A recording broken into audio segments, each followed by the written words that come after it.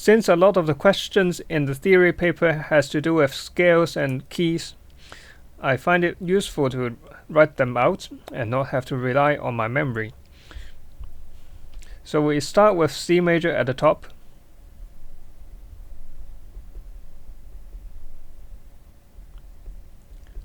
Because C major has no sharps or flats,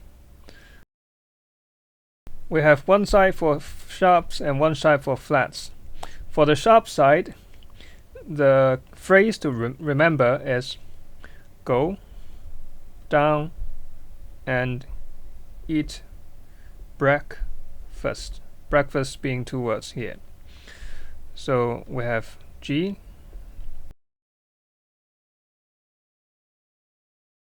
So G major will have one sharp, and the sharp is the last note of the scale, F sharp. And the way this table works is everything under the F will have a sharp.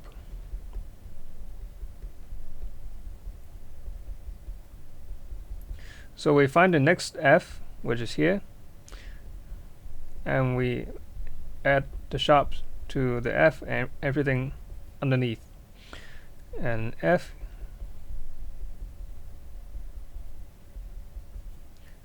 here,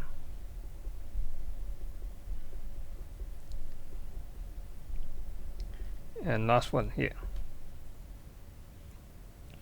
On the flat side of the table, the order of the scales is the reverse of the sharp scale. So instead of G, D, A, E, B, F, we will have F, B, E, A, D, G.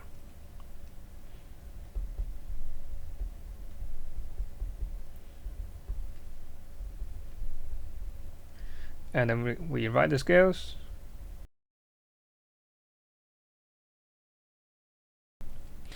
And then we find the first flat. So the first flat for F major is B, which is convenient because the B, letter B itself is like the flat. And then likewise, everything under the B will have a flat. And we find the next B, which is here. Next one is here. And here. And this. And the last one. So this gives us all the major scales. But we still have the minor scales. So each major scale has a relative minor. So for C major, the relative minor is A, which is the sixth note. And then for the other scales, it's also the sixth note of the scale that is the relative minor. So we just underline the sixth note to remind us these are the relative minors.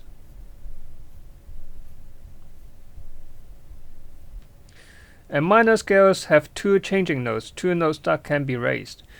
And they are the two notes before the tonic. So the two notes before the A, the two notes before the underlined notes.